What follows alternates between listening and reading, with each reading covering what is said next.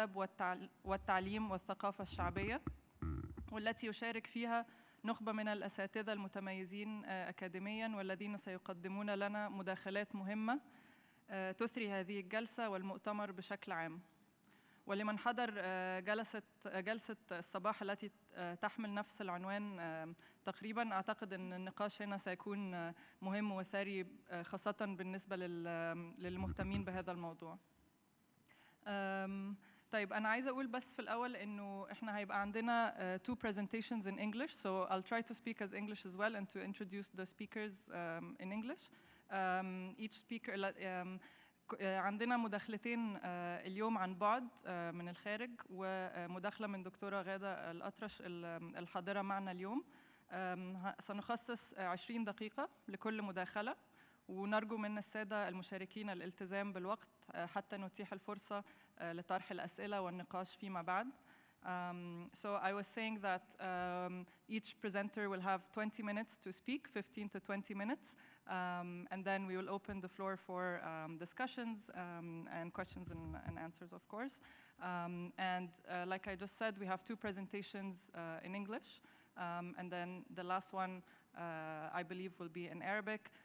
You can also ask any questions you would like in English or Arabic. I think we will try to translate the questions if the speaker prefers either language. So we will start with Dr. غادة الأطرش. دكتور غادة الأطرش أستاذة مساعدة في كلية الدراسات النقدية والإبداعية بجامعة ألبرتا للفنون في كالجاري في كندا، وهي حاصلة على الدكتوراه في البحث التربوي من الجامعة نفسها، وعلى الماجستير في الأدب الإنجليزي من جامعة أوكلاهوما. تستند أبحاثها إلى أطر مناهضة للاستشراق ومعادية للاستعمار ومناهضة للعنصرية وفكر نسوي عابر للحدود، يتناول ويتحدى سرديات الهيمنة الغربية حول العرب والنساء الأمهات العربيات. وتتناول أبحاثها وترجماتها الحالية الفن السوري والتعبير الإبداعي بوصفهما وسيلة لمقاومة الطغيان. وقد اختارت مراجعات كيركس ترجمتها الأخيرة لكتاب بيت حدد للكاتب السوري فادي عزام بصفتها أفضل رواية مترجمة لعام 2024. وتحمل أطروحتها عنوان الأدب الفلسطيني وأدب السكان الأصليين في أمريكا، مقاومة وذاكرة للنسيان. وأنا شخصياً متحمسة جداً لهذه المداخلة، وأعتقد أنه النقاش ما بين المقاومة الفلسطينية وبرضو السكان الأصليين في كندا هيبقى مهم جداً للجلسة دي، فتفضلي عندك 20 دقيقة. تفضل. مساء الخير، مسموع صوتي؟ شكراً للحضور، وشكراً للمركز العربي للأبحاث ودراسة السياسات ولمؤسسة الدراسات الفلسطينية لاستضافتنا. أنا راح أحكي بالإنجليزي لأنه بكل بساطة صار لي 38 سنة عايشة بالغرب، ودراساتي كلياتها أجريتها باللغة الإنجليزية، بس أنا عربية للعظم. حابة أقول هذا قبل ما أبلش. Today, I will share with you my essay titled Palestinian and Native American Literature as Resistance and as Memory for Forgetfulness, in which I will look at the ways and intersections in which both Palestinian literature and Native American literature are evoked as resistance to historical amnesia, and how these narratives serve as repositories of knowledge and of histories as a memory for forgetfulness, as put by Mahmoud Darwish, ذاكرة للنسيان, where historical amnesia is not merely a passive forgetting, but is an active process enforced by colonial powers to suppress indigenous identities and narratives. I turn to the Native Americans and Palestinians' language of resistance as counter-narratives that may come to disrupt and challenge the dominant discourses of colonialism and occupation. Narratives that assert, write, tell, and expose a silenced history and a subjugated cultural identity. Narratives that write against the absenting and erasure of a collective memory, and narratives, as put by Professor Steven Salaita, that speak back to history. Salaita says Native Americans and Palestinians have not only been victims of settler colonization, but of a distinct form of settler colonization. They are demanding that those who purport to determine their future not remove them from history altogether. And so in the collection of the selected stories, poetry, and narrative that I will share with you today, as told by the Native American and the Palestinian, we will come to hear how language can be evoked as resistance and as rewriting, as re-narrativizations of histories, and as a salute, tahiyya, from one people to another across the lands, where the Palestinian writes to the Native American a poem, and the Native American writes back to the Palestinian a poem. A language that tells about stolen histories to reclaim their pasts and to reimagine their futures. So first we will begin with the notion of the Native American writing as memory and as resistance. In her book, The Sacred Hoop, Native Paula Gunn Allen writes, "The contemporary prose and poetry of American Indian writers is a major part of Indian resistance to cultural and spiritual genocide. My great-grandmother," she says, told my mother, "never forget you're an Indian." And my mother told me the same thing, and this act of writing then is how I've gone about remembering so that my children will too remember. Native Greg Womack speaks of how evoking memory is an act of cleansing and rekindling of old fires. For Native American poet Joy Harjo, memory is a state of being and of becoming. In her poem, Fury of Rain, she writes, "Gut memory shakes this earth like a rattle, knocking my teeth with heroic thunder."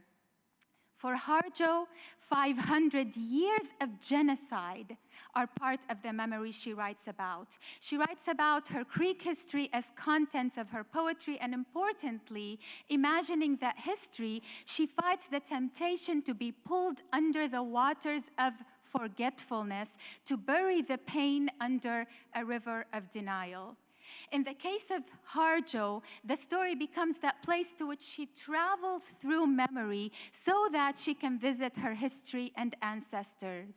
In her poem, Dear Ghost, she finds herself living in a city that is fragile and whose fires has gone out, unlike her old home where her people used to make their homes of mud and straw to mother the source of burning.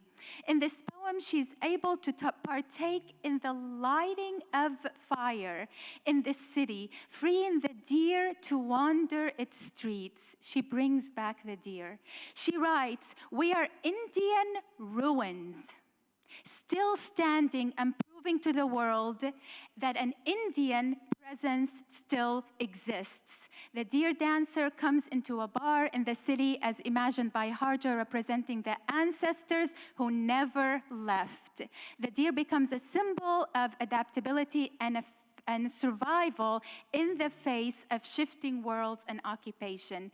And in her poem, Resurrection, she writes, "The wounded and the dead call out in words that sting like bitter lime." Ask the women, she says, ask the women who have given away the clothes of their dead children. Ask the frozen soul of a man who was found in the hole left by his missing penis. The poet is angry, and she makes it known. She calls for the dead to teach a language so terrible that it may resurrect all living and dead. In We Must Call a Meeting, she names this language the language of lizards and storms, a language that holds witness to the violent and brutal experiences lived by Native American people. She explains that to speak at whatever cost is to become empowered rather than victimized by destruction, where language becomes a way to heal, to regenerate, and to recreate. There is a higher call in her writing for the transformation of language with other words and beyond words, transformation of anger while preserving it, not forgetting it. Harjo's writing is to go home, where home is the place where the hoop is no longer broken, where lands are returned, where people are in control of their own resources. In other words, going home to vibrant Native American nationalism, to real self-determination. The Palestinian, like the Native American writer, also employed their writing as a medium and a call for resistance against national, cultural, and spiritual genocide. Mahmoud Darwish writes, so that the tragic and heroic story of the land and the people continues to be told in blood. When I first began researching this topic many years ago, I looked at how language is engaged as resistance and as a memory, and I resorted to Darwish's Memory for Forgetfulness, ذاكرة للنسيان, which everyone, I'm sure, is aware that it was written about the Israeli invasion of Lebanon in 1982. At the time, and things have only gotten worse, of course, since the 80s, journalist David Gilmour quotes Canadian ambassador in the Sunday Times to have said that the destruction of Beirut was so comprehensive it would make Berlin of 1945 look like a tea party. And US Ambassador of Lebanon, Robert Dillon, is quoted in the Sunday Times of London to have said, simply put, tonight's saturation shelling was as intense as we've ever seen. There is, as is the case today, there is no pinpoint accuracy against targets in open spaces. It was not a response to Palestinian fire. This was a blitz against West Beirut. Mahmoud Darwish's Memory for Forgetfulness then narrates a memory of a day, one day in Beirut, that he during the Israeli invasion, that he describes as the hottest, cruelest, and longest day in history. He says, the sky hugs the earth with smoky embrace. It hangs down heavy with molten lead, a dark gray whose nothingness can only be penetrated through the orange leaked from jets whose silver flashes to blazing whiteness. A memory is what he becomes, a keeper, a custodian of his people's history. His writing was a way to preserve, to immortalize the stories. He writes a language that can come to bear witness. He tells us that he writes a language that can come to count our Palestinian dead, or, as mentioned in the Native American Harjo, a language that could resurrect the dead. In her poem, Harjo writes, in her poem, We Must Call a Meeting, she writes, I am an arrow painted with lightning to seek the way to the name of the enemy, but the arrow has now created its own language. It is a language of lizards and storms. I've come to learn in my research that the Native American poet, like the Palestinian poet, employs the metaphor of the storm to represent renewal and change, a call for a revolution. Harjo looks for a language of lizards and storms, and Mahmoud Darwish writes, وعود من العاصفة, let it be, I must refuse death, because the storm has promised me wine and new cheers and rainbows, and because the storm has swept the sound of the dull bird and the artificial branches of the trunks of standing trees. Since the storm in my homeland has raged, it's promised me wine and rainbows. As in the case of Joy Harjo's poetry, the storm is also employed as a metaphor for revolution, promising to bring about a future of colors and celebration, toasting wine to cheer hope and renewal. Harjo, in her poetry, she also imagines a similar future. Once the storm passes, she writes, I want to enter the next world filled with food, wine, and she adds, the finest fishing. And she awaits to catch fish, she says, who are as long as rainbows. Here comes the rainbow again, after the coming storm. Both Native and Palestinians evoke the storm to represent change and a promise for a freed life. And then Harjo writes, a very similar metaphor as you will see here. She says, the wind drew circles around this town, scraped clean the dead skin of its soul. She says, I will dream you the wind, come here, we will make a river, flood the city with fire, with a revolutionary fire. It is then for the Native American, the dead skin, and for the Palestinian, the false branches. Darwish explains that it seems as though Palestine is disappearing into long caravans of oblivion, and in turn he calls for his people to write the history of the bottom of the moss in a language that can crystallize and take form in battle, that has the rhythm of rockets. He calls for a language of metal, since nothing can cut one metal except another that carves a different story. He calls on his fellow intellectuals to turn into snipers and to join in the revolution. Darwish's writing becomes a pair of human eyes for a shared silence, a reciprocal talk, for some kind of participation in this Palestinian and Lebanese death at the time, for a witness who can give evidence, for a gravestone over a corpse, for the bearer of news about the fall of a horse, for a language of speech and silence. I cannot speak about Darwish and the Native American without mentioning his poem, Speech of the Red Indian. Darwish's poem, Speech of the Red Indian, is one that activates the sense of togetherness, of solidarity, in which he assumes the voice of a Native American, or as put by Stephen Salaita, and I love this phrase, he writes this poem as an Arab Indian, Stephen Salaita says, an identification that serves as a narrative device that parallels the Palestinian and Native American experiences against struggles of colonialism and occupation. In a speech to a Red Indian, Darwish, an Arab Indian, writes, "O white master, lord of the horses, what do you want from those making their way through the woods? Our pastures are sacred, our spirits inspired, the stars luminous, our luminous words, where our fable is legible from the beginning to the end. If only you will lift up your eyes. Don't kill the grass anymore. It possesses a soul in us that could shelter the soul of the earth. Tamer of horses, teach your horse to ask forgiveness of nature's soul for the way you've treated our trees. Oh, sister trees, look how they've tortured you, the way they have tortured me.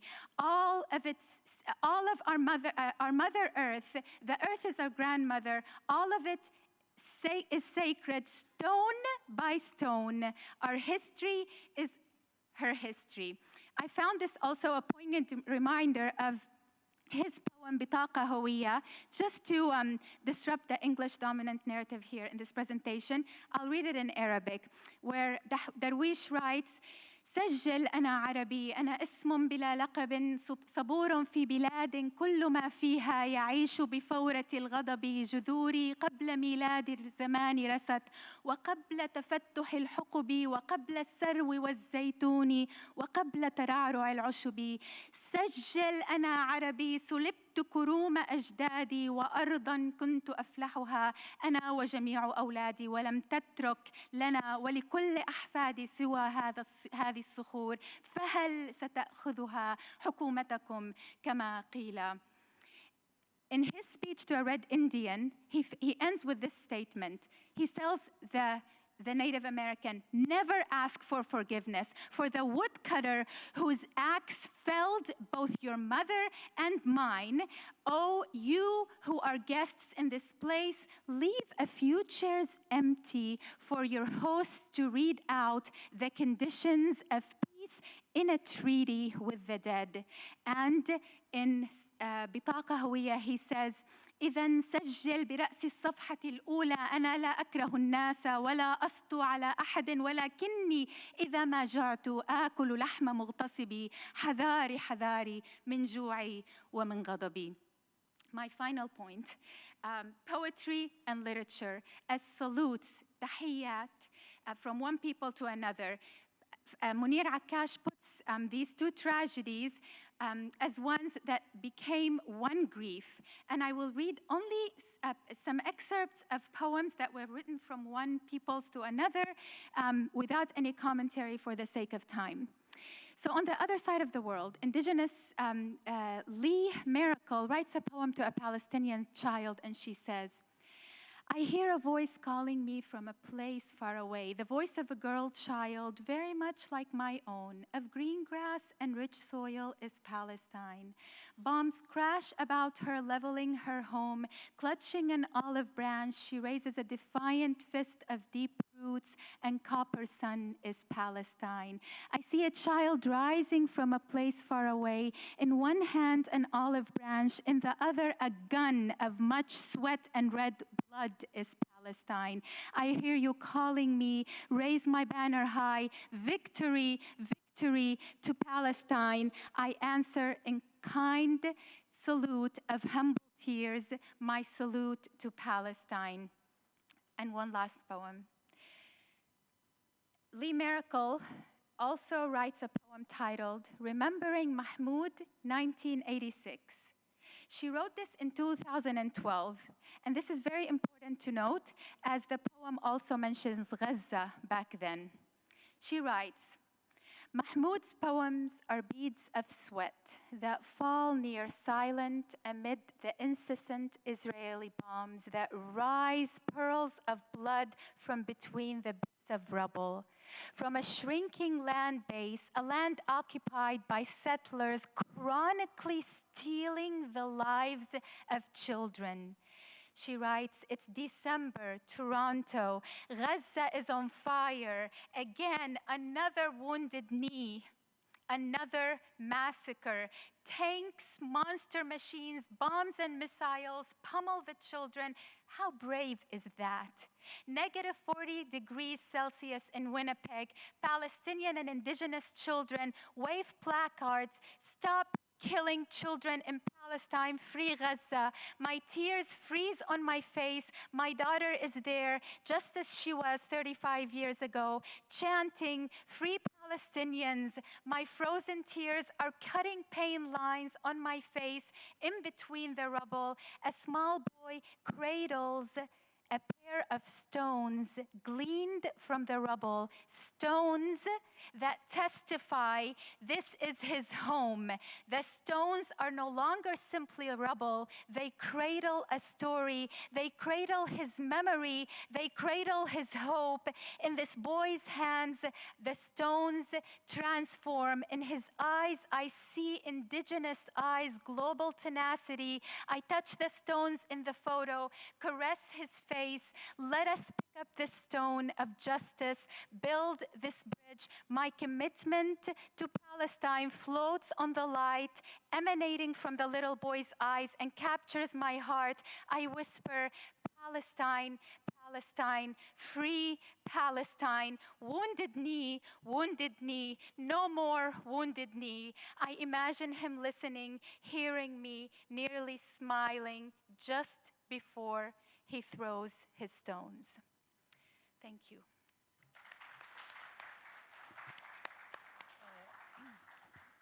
Dr. Ghada, thank you so much for this very moving presentation. It was wonderful. And having lived in Canada for quite some time, I was really excited to hear you talk about this intersection. And I think I saw a lot of people nodding during the presentation and moved by your presentation. So I look forward to the discussion. So now we move to our next presenter, Dr. Jan Boussa. I'll introduce Dr. Jan in Arabic, and then I'll give him the floor to present his paper. دكتور يان بوسا زميل بحث أول وأستاذ في معهد العلوم السياسية في جامعة القوات المسلحة في ميونخ في ألمانيا. عمل سابقاً في قسم الشرق الأوسط وأفريقيا في المعهد الألماني للشؤون الدولية والأمن في برلين، وكان عضواً في الأكاديمية العربية الألمانية للشباب للعلوم والإنسانيات في الفترة ما بين 2017 و 2022. ويشغل حالياً منصب رئيس تحرير المجلة الألمانية للعلاقات الدولية بدءاً من عام 2025. له منشورات في مجلات محكمة مثل Middle East Critique و International Political Sociology و Mediterranean Politics، ونشر 4 كتب من بينها المونوغراف البحثي Deconstructing the Dynamics of World Societal Order, The Power of Governmentality in Palestine منشور في سنة 2017. وأطروحته تحمل عنوان فلسطين العالمية ضد الجدار، فن الشارع أداة مقاومة يومية لإعادة احتلال الفضاء. Dr. Jan, are you with us? Yes, I'm here. Okay, so you can start now. Thank you so much for being with us. شكرا كثير Dr. Laila. Thank you very much to the Arab Center for organizing this amazing event.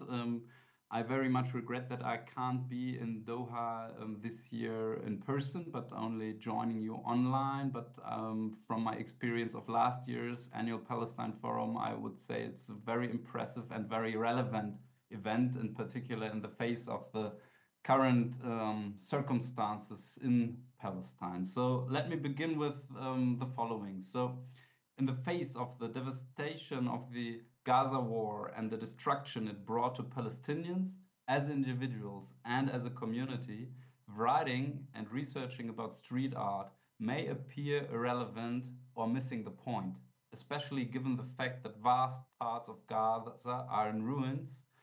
There are not many walls left that could be the foundation for any kind of street art. At the same time, however, the Gaza war has also witnessed numerous expressions of solidarity towards Palestinian suffering by means of street art worldwide. And here you see some examples of protests in South Africa, but also in the Guggenheim Museum in New York, and on the bottom right in Madrid. In particular, the initiative Unmute Gaza made an important contribution to support the remaining photojournalists in Gaza and make their work globally visible. Accordingly, even when facing the greatest misery, street art represents an important element of counter-hegemonic resistance and collective solidarity. So it's no coincidence that the underlying spatial dimension of street art offers a connection to the genuinely Palestinian practice and discourse of Sumud. So this is kind of my background consideration when it comes to the current context. But in the following about 15 minutes, I want to give you an idea how I perceive street art or graffiti. And I first of all would like to conceptualize power and resistance, but also the importance of space in this regard. And in the second step, I want to highlight how or to what extent, on the one hand, the case and cause of Palestine is a global one and has always been, as John Collins put it some time ago. And at the same time, to what extent street art or graffiti in Palestine has a global connectedness or connection. And in the third section, I would like to talk about street art as an everyday practice of space appropriation. And I will end with concluding reflections. So to begin with, I would say it is important to highlight that the degree and the pervasiveness of street art in Palestine to some extent is, of course, a result of a globalization of a certain feature of popular youth culture. But at the same time, of course, it has very important historical local roots. So in my view, it is always important to look at these dual dimensions when talking about street art, but I would say this is an example for other phenomena as well. Moreover, when I talk about street art, of course, you can imagine there are very many different canvases on which it can be done. And when I talk about the wall, you can say it is a dual meaning. So on the one hand, in a generic sense, the wall is a canvas for producing graffiti, and on the other hand, the wall can be a spatially situated sites in different particular contexts. So beginning with the conceptualization of street art, and I would like to refer to Michel Foucault's understanding of power, and he famously stated, where there is power, there is resistance. So I would say there is always an interdependent relationship of power and resistance, and highlighting this is crucial because there's no power without potential refusal or revolt, to quote Foucault again. So in spite of the seemingly suffocative supremacy of the Israeli occupation, which has evidently disastrous consequences for the daily lives of Palestinians, ample examples show that this constellation still leaves space for various forms of resistance. Hence, the case of Palestine clearly underlines Foucault's observation that if there was no resistance, there would be no power relations. Power is therefore basically inconceivable without resistance. And based on this, I would argue in favor of an understanding of power in its spatial setting. So power is always also spatially situated. And in this case, I would say it is a discursive space on the one hand, but also a physical space. So the social production of space and the infrastructural visualization of power in the context of the Israel-Palestine conflict has been an issue in research for quite a while. Think about the research by the British-Israeli architect Eyal Weizmann and his Institute for Forensic Architecture, also in the context, but also going beyond the Gaza war. But also, for instance, the works of Sari Hanafi in terms of Palestinian refugee camps, where he observes what he terms spatiocide.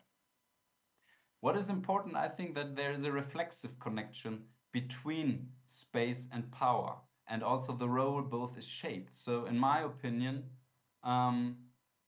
the individual lives in the space which is inhabiting, but it also shapes it. So you have to focus on this everyday relation of space in order to make sense of the relationship between space and power.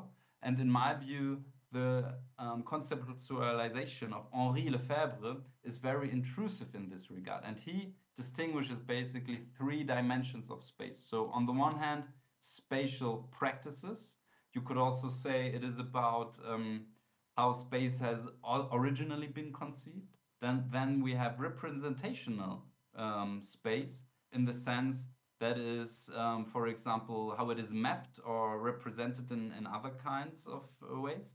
But finally, what is represented space, and the third dimension is the representational space, and this means the lived space. So how do individuals practice or exercise their daily lives in this space? And often this shows you that this very much deviates from the originally conceived space, and space is very much appropriated differently than it has been originally designed by architects, by political planners, by all urban planners. This is something you can also see, for instance, pretty much in the Palestinian refugee camps, but also in any other place in the world, that you have this kind of distinction between conceived space and lived space. And I think this is important because it shows you this reflexive and dynamic manner between power and space, which is pretty much discursive. And we can also witness this in terms of street art, because in my opinion, it is important to highlight that street art is an everyday practice, which always have this spatial connotation. And I would say street art is often very much directed at appropriating both discursive space, because you convey messages, but also appropriating the physical, the material space, because you tag a certain wall or a certain site in order to lay claim on it in terms of this is our space, of our group, of our faction, of our nation, for instance. And in this regard, I think it is very interesting and maybe even obvious that you can make a link when we come to the Palestinian case to the discourse and practice of Sumud, which also has a very kind of spatial foundation, both in the individual sense of practicing Sumud, but also in the way it is discussed in the national collective way. And bearing this in mind, I would say, when talking about certain patterns or practices, such as street art, but anything else, basically, I would say we always have in the modern, in the sociological sense, modern setting, we always have a global context, like an overarching framework, and we have a local setting. And in the case of street art, it is not the case that the global practice of street art is just adopted in Palestine, but rather you have a merger and a localization or translation of a certain global framework to the local setting. but it is never kind of an expansion of a homogeneous practice, but always a mixture of both. And I think this is very important when you think about, is it a Western practice, is it not? I would say it is always kind of hybrid or eclectic in the sense that the way street art is exercised in Palestine could not be understood by the global setting, but it also is inconceivable without the localized origins and the heritage of the Palestinian historical context, basically.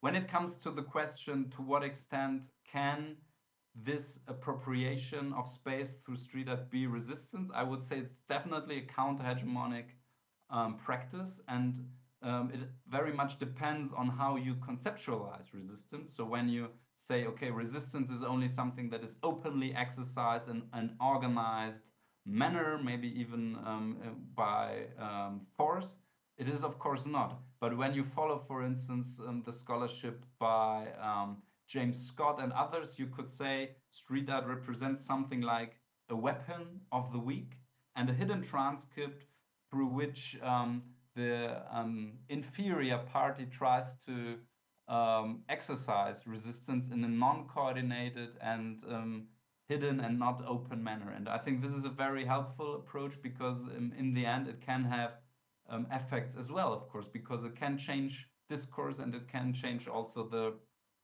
narrative in general, but also the infrastructural perceptions.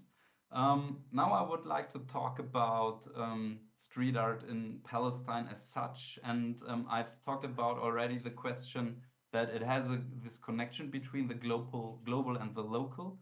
But I think what is important is what is street art in this context, and you can imagine there are basically multiple purposes of street art. So, for instance, it can be a means of communication, and Julie Petit or Mia Gröndal in her research each showed pretty much that this was, before the internet, it was an important means of communication as a message board. Messages were conveyed in the first Intifada, for instance, through basically street art, through graffiti. And also there you had this kind of historical Palestinian connection because Islamic calligraphy played quite a role here, especially for the Islamist groups, which did not leave out the kind of artistic element in these messages. But it can also be a purpose for commemoration of people who got killed, of martyrs. I have this example here of Amari refugee camp next to Ramallah, which I've been taking when I've been there for my research. But also here we have this global connection when we think about the killing of Shireen Abu Akleh while reporting from the West Bank. This mural is from Bethlehem, and I mean you see this merger of different audiences as well. I mean this one says live news still alive in English because it is also directed to an audience beyond Palestine as such, and this gives evidence to the globality of Palestine once more, in my opinion. But apart from this, of course, we also have examples where we still have the importance of the religious connection. This is an example from the old city of Jerusalem, from someone who went to Mecca for Hajj. And apart from this, of course, we have expressions of resistance, sometimes in a way of mocking. Here we have the famous Handala motif in a particular variation on the West Bank separation barrier. But other examples would include a more clear expression of resistance. So here, this is an image, I think it's Shuhada Street in the old city of Hebron, where you have Free Palestine and Zionism is racism tagged on these bricks. So you see, you have multiple dimensions and multiple contexts. And what is maybe also important in this regard, we tend to look at street art as a counter-hegemonic and subversive act exclusively, but I would say this is not necessarily the case, because in Palestine, the big political faction, they tend to commission street art. This is one example where it's not that counter-hegemonic, but other cases include also pro-Zionist, right-wing Israeli street artists who, for instance, also went to Hebron about 10 years ago and basically through their street art tried to lay claim on the old city of Hebron through street art. So it shows you it really matters on the context what kind of function fulfills street art, and it also reminds us of what Lila Bulogut was it Lugot, I think was it, who said we should be cautious of romanticizing resistance in the sense, or we in this case we should be cautious of romanticizing street art insofar as it can have also effects that basically stabilize oppressive relationships and not necessarily challenge them. So the counter-hegemonic dimension might not always be in place. Apart from this, I've talked about it already. We, of course, have this global dimension of street art as well. And I would say this is ambivalent, ambiguous as well. These are the examples of Banksy doing street art on the West Bank separation barrier. I happened to be there for my first time in Palestine exactly at that time. So these are my pictures. And I think it's interesting because Banksy, on the one hand, drew attention to the separation barrier, to a global audience. He attracted artists from all over the world who were not that considerate and not that well informed about the intricacies of the Israel-Palestine conflict and of the situation there and the occupation.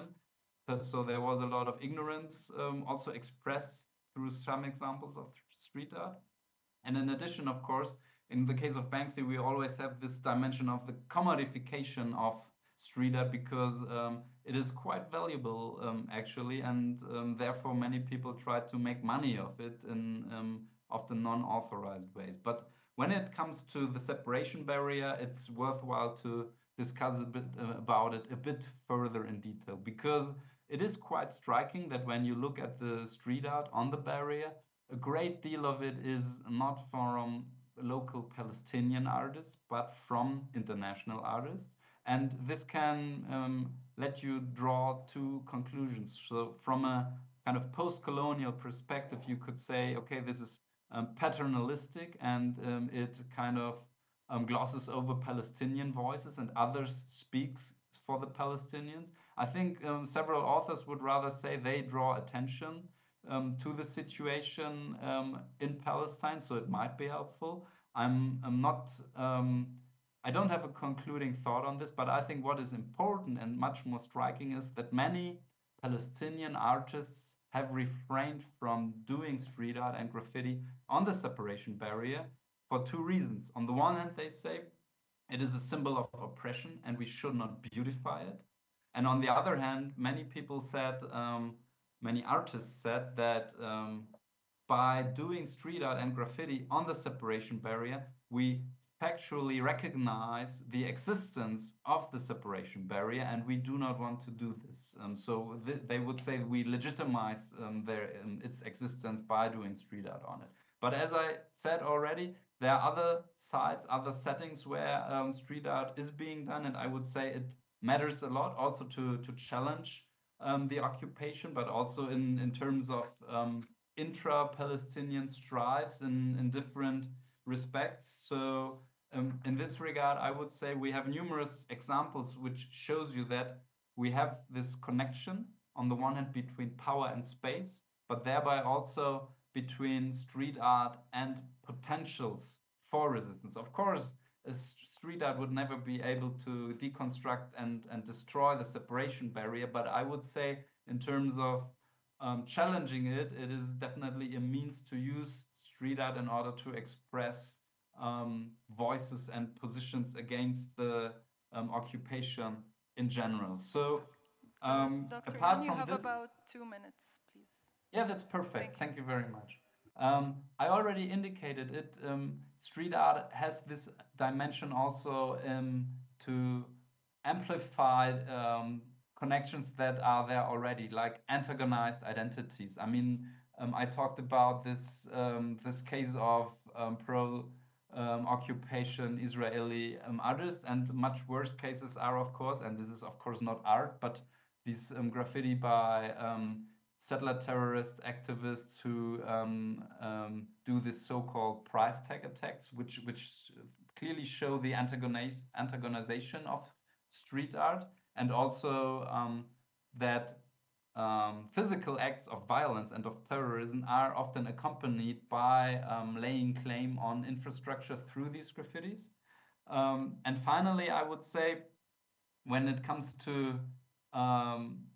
further research, it pretty much is worthwhile to dive further into the connection between sumud and street art on the one hand, because we have many symbols of sumud also mirroring street art, like olive trees, like the key for the right to return in other cases.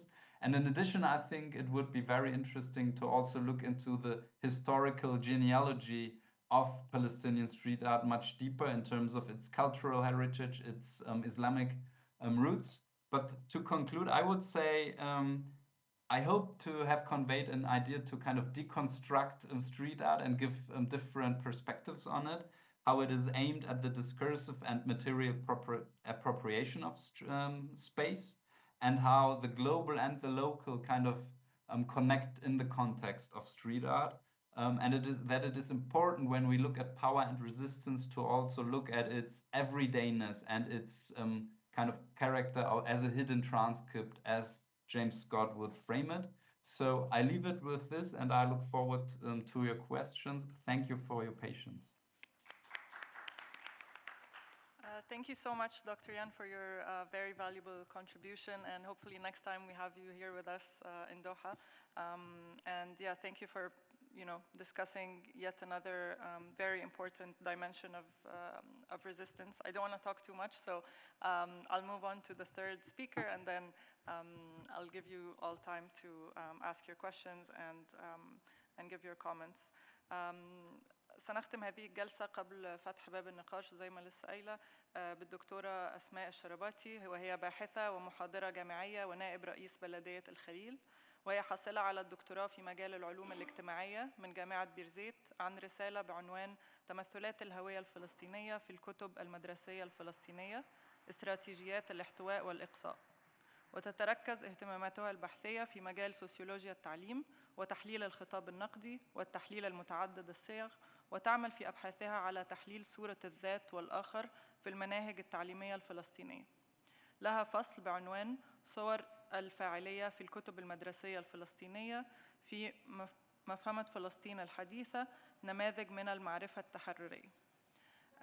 وأطروحتها اليوم تحمل عنوان تمثيل الأسرى والشهداء في الكتب المدرسية الفلسطينية، دراسة تحليلية نقدية لخطاب السلطة الفلسطينية. تفضلي دكتورة أسماء. يعطيكم العافية، تحياتي الطيبة لكم جميعا.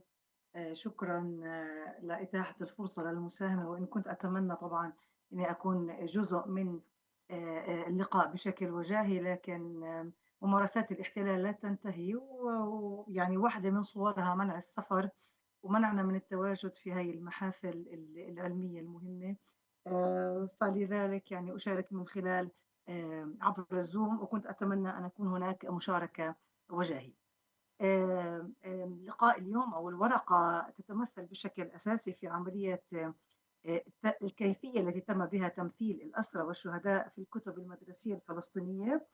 الدراسة بشكل أساسي تأتي ضمن إطار له علاقة باعتبار الكتاب المدرسي ابتداء هو سياسي بطبيعته، بحكم بأنه المدارس الحكومية كما يشير مايكل أبل هي مدارس تأسست من قبل الحكومة. كل ما يتعلق بعملية التمدرس ابتداء من عملية فتحها، شكل التدريس، متطلبات المراحل الدراسية، إضافة إلى الكتب المدرسية، هي ضمن إطار السياسة، وهي بحد ذاتها مسرح للكثير من علاقات القوى اللي بتنتج المعرفة وتتداخل معها وتؤثر في شكل مخرجاتها. وبالتالي لما بدنا نحكي عن السياق الفلسطيني والمناهج الفلسطينية، مهم نتذكر تاريخين. التاريخ الأول عام 2000 والتاريخ الثاني عام 2017، وفي هذول السنوات تم إنتاج الكتب المدرسية الفلسطينية بأقلام فلسطينية. يعني المرة الأولى اللي أنتج الفلسطيني كتابه المدرسي على يد السلطة الفلسطينية كان عام 2000، وهو المنهاج الأول. تم تعديله بشكل كامل عام 2016-2017 بصيغة مختلفة، بتضمينات مختلفة. اليوم إحنا حابين ندرس هاي التضمينات وندرس التحديات اللي يمكن واجهت أبعاد مهمة في تشكيل المنهج الفلسطيني، بالذات فيما يتعلق بكيفية تمثيل الذوات الفلسطينية داخل الكتاب. كتير في قضايا قد تكون بديهية لكنها شائكة في السياق الفلسطيني، أبرزها تعريف فلسطين، حدودها، شكل الفعل المقاوم وآفاقه وتمثيله، إضافة لموضوع مفاهيم أساسية مثل حق العودة، ملف القدس، وأهم الفئات اللي مثلت الفعل المقاوم وكانت جزء أساسي من ممارسته، مثل الأسرى ومثل الشهداء قبل استشهادهم. وبالتالي اليوم إحنا بنركز على جزء من الذات الفلسطينية اللي كتير مهم نشوف كيف هي قدرتها على الصمود وقدرة الكتاب الفلسطيني على تمثيلها، وتحديدا الشهداء والأسرى. طبعا ابتداء بدي أبدأ شوي في مصطلح مهم اللي هو البريكاريتي، أو موضوع الهشاشة، أو موضوع قلق الاستباحة، وكيف أن الجميع مثل ما أشارت جوديث باتلر معرض للموت، معرض للمرض، معرض للألم، معرض للمعاناة والاستباحة، وهذا ما يجعل الجميع حياته هشة. لكن واقع الحال يشير بأن ممارسات أي سلطة أو باور أو قوة سياسية في العالم تؤدي إلى إعادة توزيع تكتيكي للهشاشة، بحيث هذه القوة تقرر في مكان جغرافي معين من يستحق الحماية ومن لا يستحق، من حياته أكثر استحقاقا للتعاطف والأهمية ومن لا يكون، أو من يكون أقل من ذلك. وهذه الحالة هي اللي بتؤدي لأنه في ناس قد يكونوا أكثر عرضة للهشاشة وقلق الاستباحة من غيرهم. وأيضا، وهي الجزئية المهم إنه نبني عليها كل حوارنا في ورقة اليوم، كيفية تمثيلهم، لأنه موضوع الهشاشة على الواقع شيء، وموضوع عملية تمثيل هذا الحدث من خلال وسيط سواء الإعلام أو الكتب المدرسية شيء آخر. وهون بندخل كمان في مصطلح مهم غير مصطلح التمثيل، وهو مصطلح البروكسيميتي اللي استخدمته كمان جوديث باتلر، بمعنى إنه مش المهم فقط الحدث. دائما لما يكون في حدث مؤلم الناس تتعاطف، لكن الفكرة هل ترى جيدا هذا الحدث أو لا؟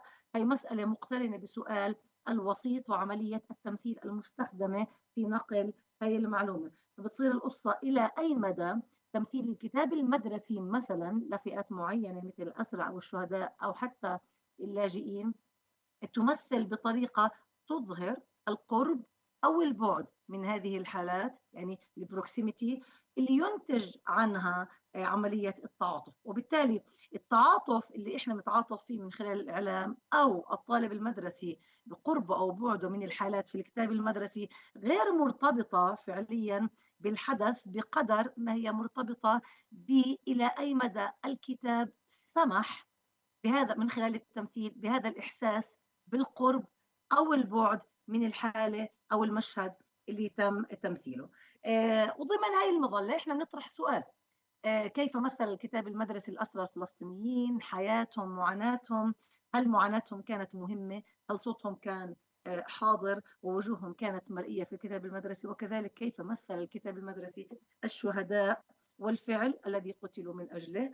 ونجادل في الورقة بأن هناك حالة من عملية تعزيز للتوزيع غير المتكافئ للهشاشة، وتحديدا في عملية تهميش صيغ كثيرة من معاناة الأسرى ومن تاريخ فعل الشهداء كما سوف أوضح حاليا. فاليوم أنا راح أتناول موضوع الأسرى والشهداء بتفصيل لنماذج تمثيلية مستخدمة إطار منهجي هو critical discourse analysis أو تحليل الخطاب النقدي زائد multimodal discourse analysis أو التحليل المتعدد الصيغ أو الأنماط، والهدف منه دراسة النص والصورة. طبعا عملية التحليل لا تقتضي أني أمسك نص معين وأسلط الضوء عليه وأحكي هذا هو التوجه، وإنما بتتمثل في تجريد كل ما يتعلق بمفهوم معين لضبط ورصد أهم المسارات العامة اللي الكتب المدرسية ركزت عليها. وأنا طبعا بركز على الكتب المتعلقة بالدراسات الاجتماعية من الصف الأول ولا الصف العاشر. منهجيا أدرس سياسات الاحتواء والإقصاء، أدرس الرول ألوكيشن أو تحديد الأدوار الفاعلية لهذه الفئات داخل الكتب المدرسية، فاعل أو مفعول به، حاضر أو غائب، ضعيف أو قوي، معمم معاناته أو مخصصة، واضحة قريبة أو بعيدة، وأدرس ارتباطها بالصور نفسها، المسافة، الآي كونتاكت، الاتصال البصري، وهل سمح الكتاب من خلال الصور بإنشاء روابط عاطفية أو مشاعرية بين الرائي أو المشاهد وهو الطالب وبين الكتاب بكل ما فيه من مكونات على رأسها الأسرى والشهداء. خلينا نبدأ بالتفصيل نكسب الوقت في هذا الموضوع ونحكي عن ابتداء عن عملية تمثيل الأسرى. وبشوف إنه كان في على أقل تقدير من 4 ل 5 توجهات أحاطت بعملية تمثيل الريبرزنتيشن للأسرى داخل الكتب المدرسية، خصوصا المتعلقة بالدراسات الاجتماعية. أبرزها إنه في عملية تمثيل معاناة الأسرى، وقد تحدثت الكتب المدرسية كثيرا عن معاناة الأسرى، لكنها ركزت على عمومية التجربة وعولمة الألم. بمعنى أن الكتب المدرسية لم تركز على الخصوصية الفلسطينية بقدر ما ركزت على أنه هذه عبارة عن مشهد من المشاهد لممارسة الظلم الإنساني العام في كل العصور. فمثلا تحدثت في كتاب الصف السادس عن ظلم قريش للمسلمين، ثم تطرقت إلى موضوع معاناة الأسرى داخل السجون الفلسطينية. تحدثت في كتاب الصف السابع عن سقوط غرناطة وسياسات الإسبان في تعذيب المسلمين، ثم تطرقت إلى موضوع معاناة الأسرى في سجون الاحتلال. تحدثت في كتاب الصف السابع أيضا عن الحروب العالمية، الحرب العالمية الأولى، وعدة نماذج من عدة مواقع في العالم، ثم تحدثت عن معاناة الأسرى داخل سجون الاحتلال. وبالتالي هي تحدثت عن المعاناة. أغلب كتب المدرسية في الدراسات الاجتماعية نوهت لحالة المعاناة للأسرى الفلسطينيين، لكنها عادة ما كانت تربطها بالممارسات العالمية، حالة ما في مكان ما أو زمن آخر، وبالتالي هي ليست حالة فريدة بقدر ما هي حالة معممة، ليست الأولى ولن تكون الأخيرة.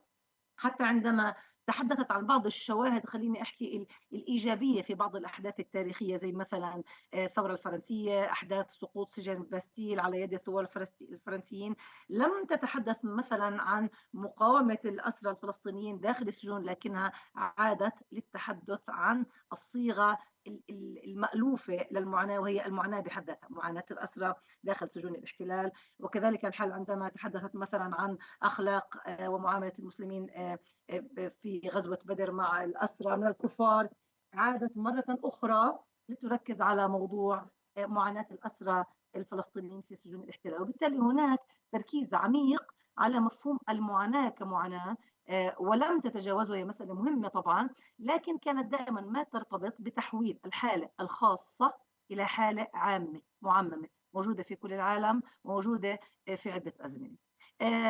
أيضا بشكل أكثر تخصيصا، عندما كانت تتحدث عن حالات الأسرى كانت تربطها أيضا بعدد آخر من الأسرى اللي يعني لا تركز على ندرة أو خصوصية الحالة بقدر من تعميمها. بدي أقتبس مثلا نص كان موجود عندما ذكر طفل عن والده: لقد تفاجأنا الليلة الماضية باقتحام جيش الاحتلال الصهيوني منزلنا وقاموا باعتقال والدي، مما سبب لي التعب والقلق. فردت عليه الوالدة قائلة في كتاب الصف الثالث: لا تقلق يا نضال، فوالدك أصبح أسيرا كغيره من آلاف الأسرى الفلسطينيين. تحويل الحالة غير العادية إلى حالة عادية، الحالة الخاصة إلى تعميم التجربة في أزمنة كثيرة وفي أماكن كثيرة.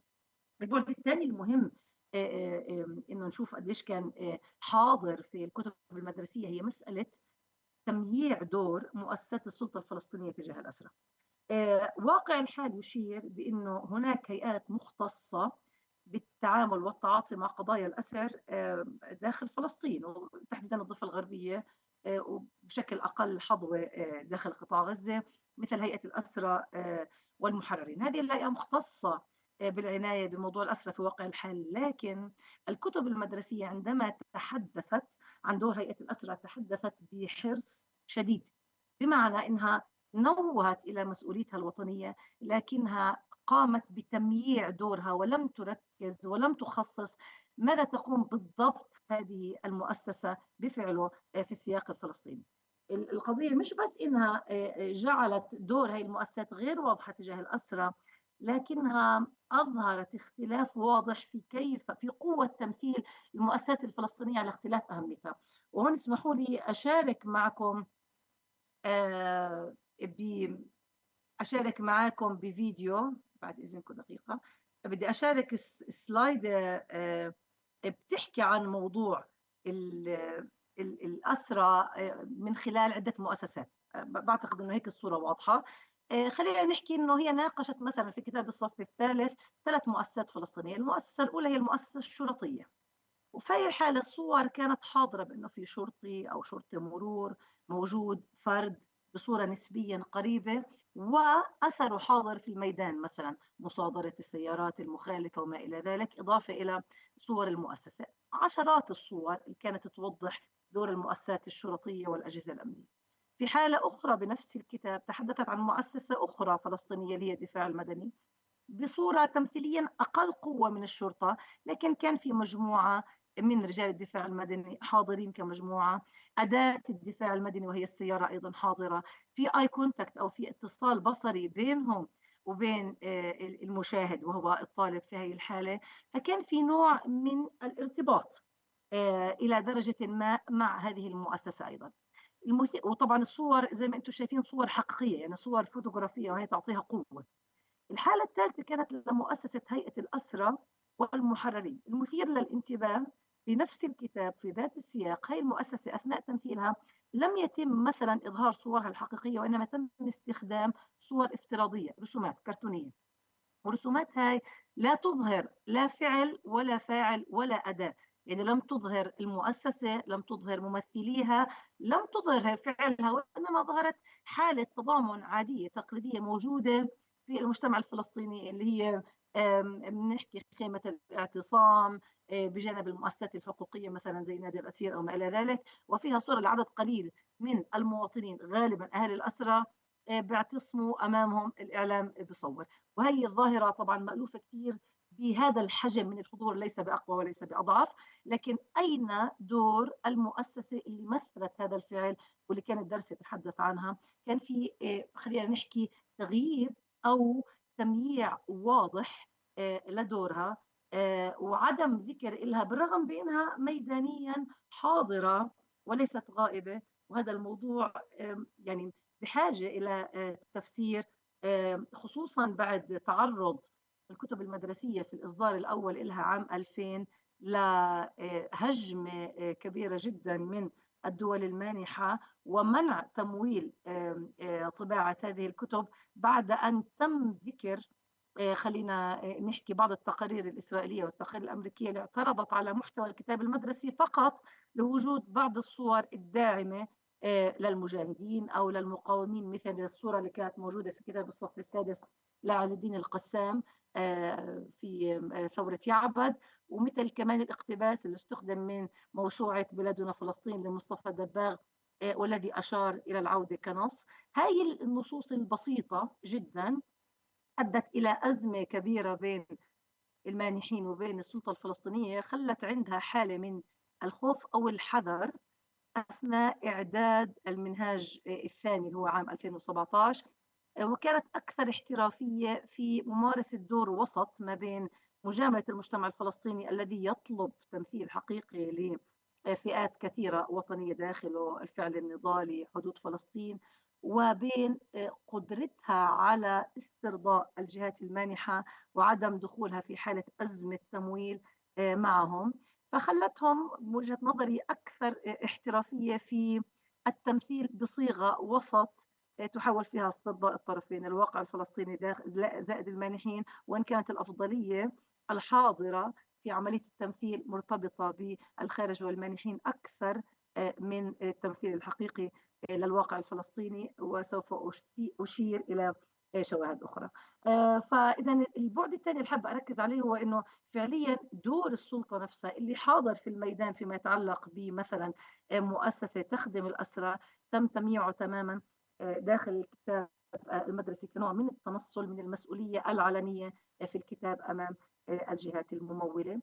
صورة أخرى مهم أيضا مشاهدتها والتوقف عندها داخل الكتاب المدرسي مرتبطة ليس فقط في دور السلطة الفلسطينية، وإنما في دور المجتمع الفلسطيني. المجتمع الفلسطيني على النقيض من دور السلطة الفلسطينية كان في تركيز على تخصيص واضح لأدوار، يعني كيف سوف يتضامن المجتمع الفلسطيني مع الأسرى. هذه مسألة أخذت بحث معمق داخل الكتاب الفلسطيني وتحديد وتخصيص له. مثلا هاي الصورة وهاي ما بتعبرش عن صورة واحدة، وإنما عن حالة من الصور اللي بتحاول تركز في كيف يتضامن المجتمع الفلسطيني مع الأسرى.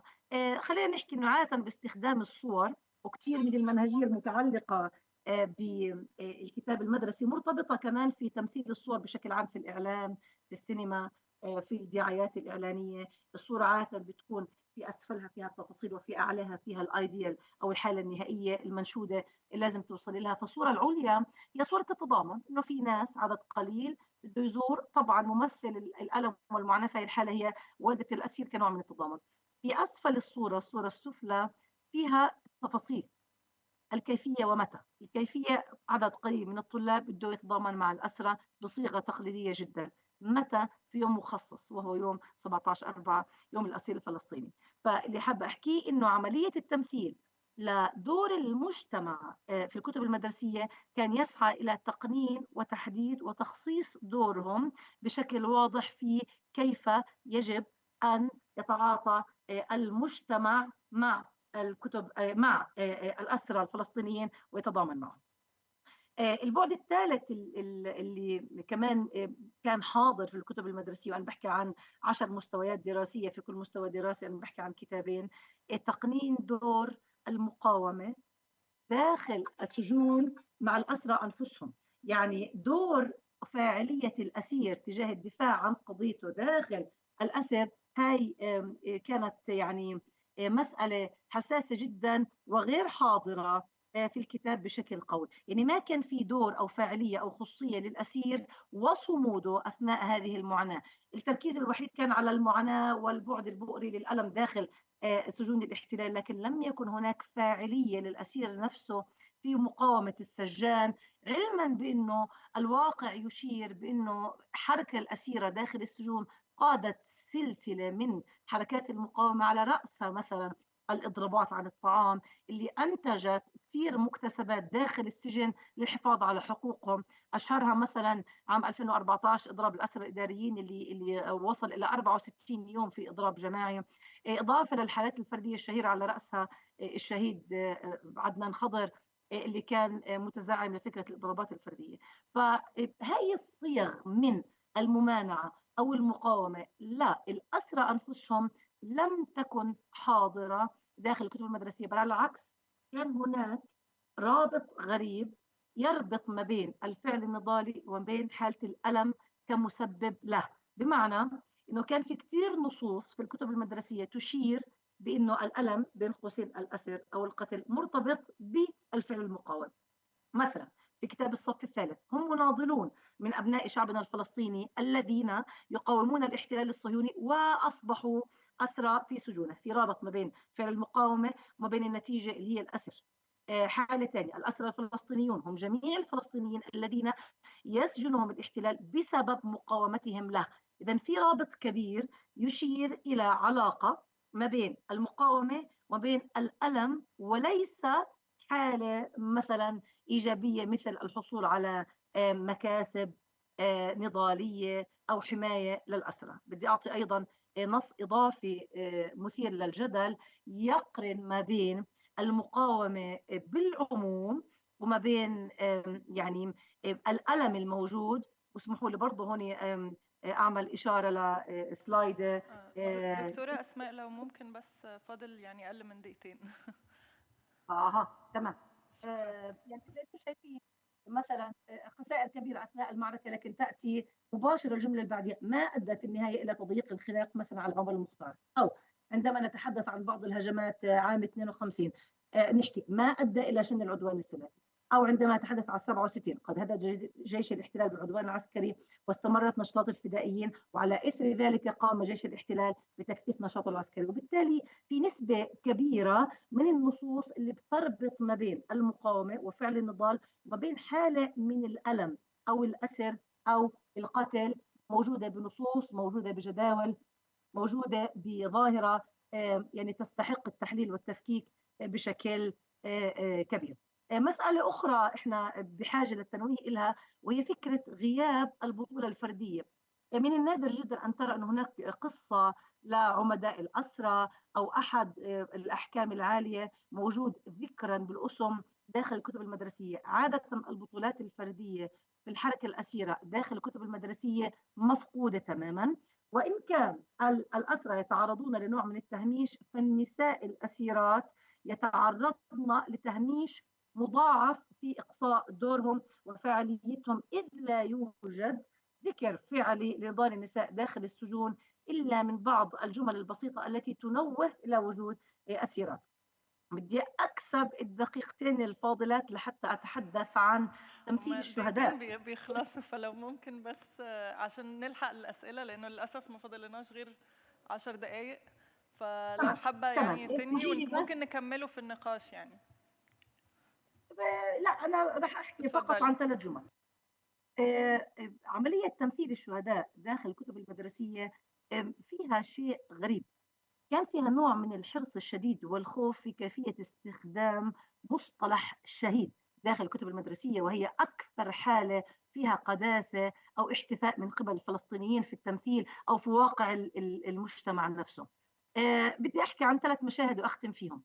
كلمة شهيد استخدمت بكثرة عندما تحدثنا عن صدر الإسلام الأول، استخدمت بتقنين عالي عندما تحدثنا عن الشهداء قبل عام 1948، وغابت تماما عن الكتب المدرسية لقب شهيد من عام 1948 وحتى يومنا الحالي. بمعنى أدعي بعد البحث في كل الكتب المدرسية في الدراسات الاجتماعية لم يقترن لقب الشهيد لهذا المصطلح بعد عام 1948 بأي شخص أو قيادي أو شهيد داخل فلسطين، باستثناء الشهيد ياسر عرفات.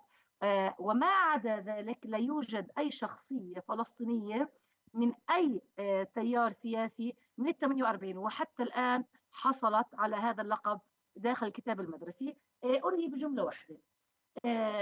واضح بأنه الفئات الهشة في الواقع زي الأسرى والشهداء هي الفئات التي تتعرض لهشاشة مضاعفة في التمثيل عن وجودها وحضورها في الكتاب المدرسي. إلى المسألة تفسير مرتبط بالمانحين ومرتبط بالضغط الإسرائيلي، لكن مهم أثناء الكيفية أنه نذكر بأنه بالرغم من ذكر المفاهيم الوطنية داخل الكتب المدرسية، لكن التأمل العميق لهي الصيغة بخلينا نشوف بأنه جزء كبير منها قد يكون مفرغ من محتوى الوطني، وفيه على الأقل ذكر للحالة مع تهميش أصحابها أو رموزها. وأتوقف عند هون، يعطيكم ألف عافية.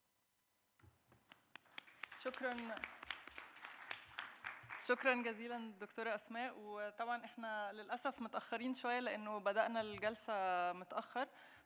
good news is we have a long break after this. So I encourage you to stay if you have questions, if you would like to discuss some of the points that were presented. And please let's open the floor for questions.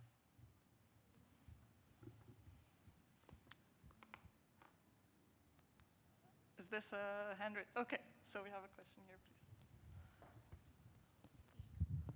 Hi. So my question is to the first presenter, which I thought it was a remarkable presentation. I really loved listening to you. I grew up in First Nations as well, and not First Nations, but in Turtle Island. And my question is, what do you think is the relationship between the production of narratives through fiction and poetry and to wider questions of decolonization and specifically land back?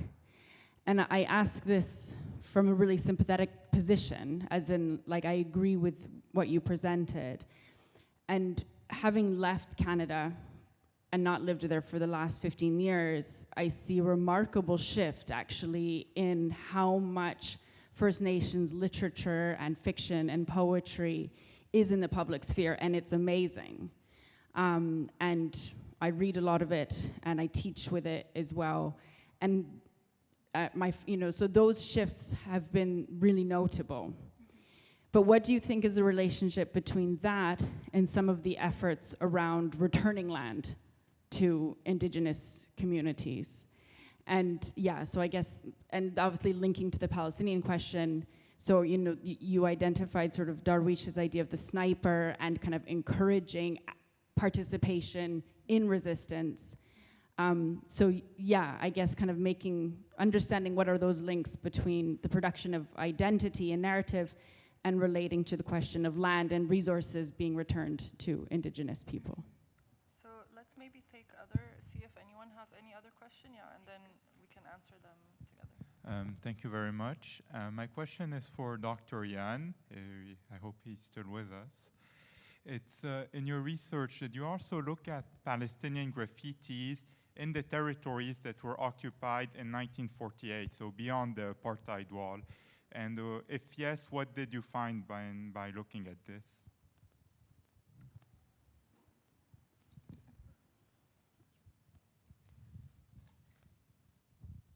شكرا. أنا سؤالي موجه للأستاذة أسماء بما يخص التوصيات. برأيك أستاذة أسماء، ما هي أهم التوصيات اللي ممكن العمل عليها لاستصدار نسخ من التعليم أو تغيير في المناهج بما يوائم الممول ويكون لها الحصة الأكبر لمرادات المجتمع؟ شكرا. Any last minute question or thought? Okay, we have one question for each participant, which is great. So each one can answer the question, and then we can obviously continue the discussion with Dr. Ghada after the session. And of course, feel free to reach out to the other speakers as well. Thank you for your question. I have to say, the hope is that this sort of resistance by way of art and creative expression is not only documenting a memory for forgetfulness, but as you suggest, is a return of lands. Reality is, as you know it very well, that the situation in the reserves is still quite dire, and that the indigenous peoples, there is this whole notion of reconciliation, but how much of it is an empty rhetoric. I believe quite a bit of it.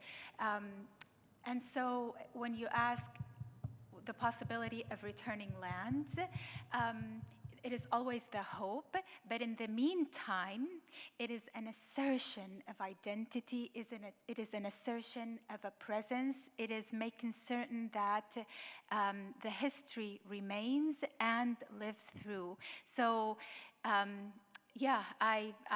I hope that this will come to transform, but at least that history is not erased. At least it's not muted and silenced as the white master wishes to do.